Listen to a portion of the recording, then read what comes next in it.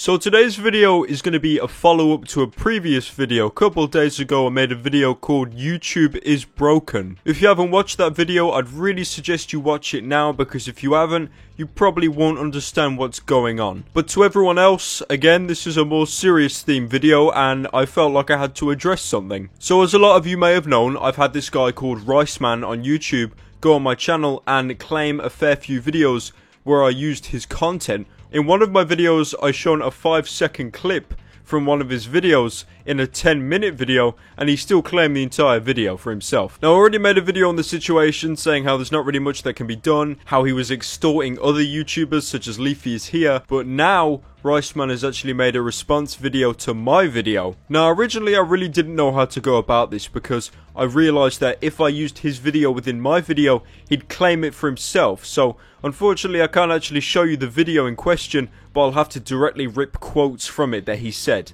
Now, the first point Riceman makes is that I stole his content and tried to make money off it. And honestly, this is a really broken argument, because he's implying that I've taken his video, directly re-uploaded it, and not transformed it in any kind of way, just a direct re-upload of his video. Now, if that were the case, and I did directly re-upload his video and changed nothing of it whatsoever, then yeah, totally, Riceman's in the right and he has every right to claim or strike my video, but that isn't the case at all. I'm pretty sure the majority of you know what fair use is at this point. I'm probably just going to throw a little explanation of it up on screen. But basically, to summarize fair use, as long as the video is transformative and doesn't really use any more than is needed to convey your message, then it falls under fair use. Now, obviously, fair use can be a really grey area, because there isn't a certain cutoff. Like, for example, if you use more than 50% of the video, it doesn't qualify as fair use. There is no cutoff limit for fair use. So it can be quite difficult to understand when a video qualifies for fair use or when it doesn't. But with me, I believe that my videos fall under fair use, because I only use what is needed to convey my message in the videos, and plus there's a bunch of editing and commentary and a bunch of other stuff. It is in no way a direct re-upload of someone else's video. Now, another point I have to make is the fact that he said I stole his content, implying that I needed some form of permission to use it in the first place. But with fair use, you don't need permission. I don't need to ask the original content creator if I can use said content. Now, again, to repeat myself, if I was just going to directly re-upload someone else's content, then yes, that is breaching fair use and copyright, and they could definitely strike me for that. But like I've already said, my videos are transformative in nature, so they do qualify under fair use, so there was no need to ask for your permission to use this content. I mean, let's be fair, if fair use didn't exist and you literally had to ask everyone for permission for things, how broken would that be? Like, for example, if a critic wanted to review a movie and then they had to go and ask the producers of the movie, like, oh yeah, could we please review your movie, but we didn't really enjoy it. Do you think they're going to say yes? Do you think they'll let them review a movie and they know that they're going to pan it? This is why fair use exists, so people can express their freedom of speech without having to compromise in any kind of way. Riceman then goes on to say,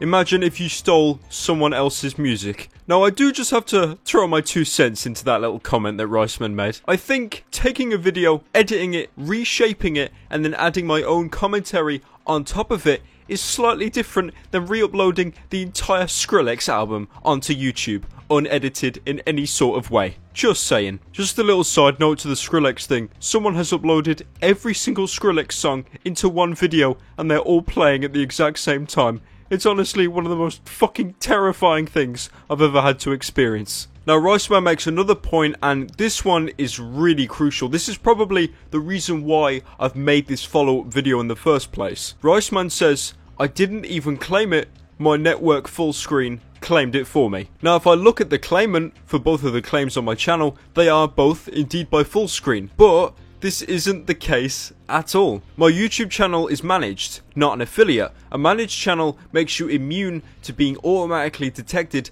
by third-party content matches. So the only way you can actually get a content ID match is if someone manually files out a report themselves, not YouTube's ID scanner. What I'm most sure has happened is Riceman contacted Fullscreen on his behalf to claim the videos, because obviously it looks a lot better and a lot more professional when this huge monolith of a company claims your video instead of a small-time YouTuber instead. I honestly don't believe why Fullscreen would claim these 2 videos, and only these 2 videos. I'm pretty sure I've made videos on the past with other people who were also partnered with Fullscreen.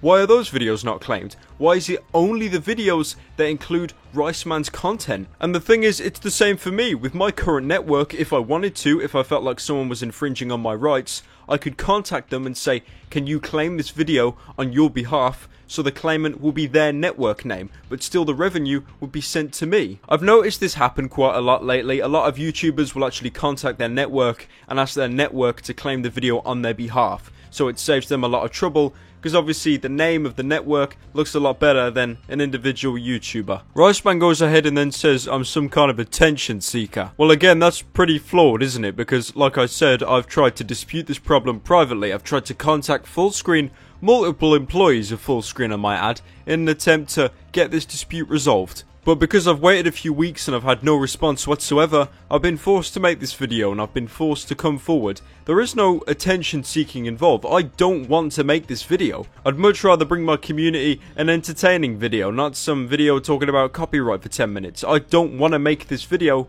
but I've been forced to. Another point Riceman makes is, all his channel is doing is taking other people's gameplay footage and videos.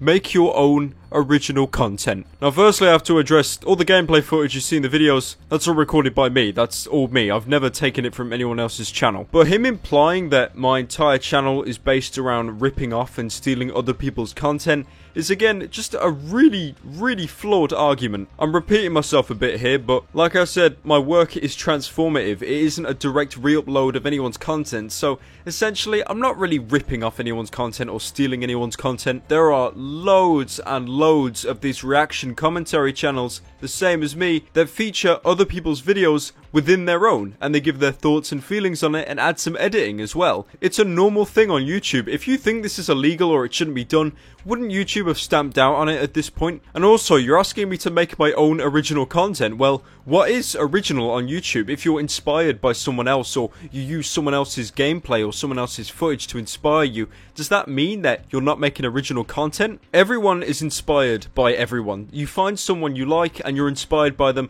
to make content similar to that. I'm pretty sure that a lot of Riceman's pranks have probably been inspired by bigger and more popular prank YouTube channels. So please don't ask me to make my own original content, because that's a really broken and flawed argument. A final point Riceman makes is basically attacking my channel, saying my channel is all negative and all I do is basically attack and criticize other people. And again, this is an incredibly flawed argument. When I make a video, I make sure to never insult the individual. I'll mock what they're doing, for sure, I'm not going to deny that, but I never insult the individual. I don't go and mock their appearance or anything like that, because that's really fucking petty, and that isn't the kind of humor I'm going for, if you can even call that humor. And plus, when I've made a video on someone and it's gone too far, and the individual has been genuinely hurt because of it, I've made a video calling myself out and apologizing to them. Like for example, Gleesh Gaming, this kid that played Five Nights at Freddy's and Gmod, all these gameplay videos. He didn't like the video I made on him, and then I called myself out and I apologized and I said, you know, please show this guy some love. Give him some subscribers, some likes, some support. And then he made a video saying thank you and giving me a shout out in return. So I'm not going to sit here and say that my channel promotes amazing positivity and makes YouTube a better place. I'm not saying that. But what I'm saying is, my channel doesn't promote pure hate and negativity in the community. Trust me, it doesn't do that. And if I do slip up, I'm very quick to correct it. Also, in my original YouTube is Broken video, I'm pretty sure I reiterated multiple times to not get people to flame and attack your channel. I asked everyone to watch the video to not flame on your channel, to not dislike it, and to not leave hate comments. Of course, you'll always have the minority that go against it, and they'll do it anyway. Of course you will. I can't stop that. But I'm doing the best that I can to root out any kind of circle jerking or witch hunting or anything like that. So please don't say that I'm not trying. What I love is that Riceman put time and effort into making this video against me, and then at the end of it, he uses it as a plug to get people to buy his t-shirts. But anyways guys, that's pretty much the end of the video. I've really got nothing else to add without just repeating myself. This will be my last video on Riceman. There's nothing else that needs to be said. I personally don't have a problem with the guy. I don't hate him and I don't want any kind of hate campaign against him. I just think he's done something pretty stupid by claiming my videos unfairly. And this is the guy that made a hanging suicide prank to trick his mom into killing himself, and then thinks he can stand on the soapbox and tell me that I'm a YouTuber that spreads negativity. I think that's just a little bit hypocritical, to say the least. Anyway guys, thank you all so much for watching this video, and hopefully normal memes will resume tomorrow. She disappeared across the boardwalk. She keeps the sunset bright with moving in her eyes.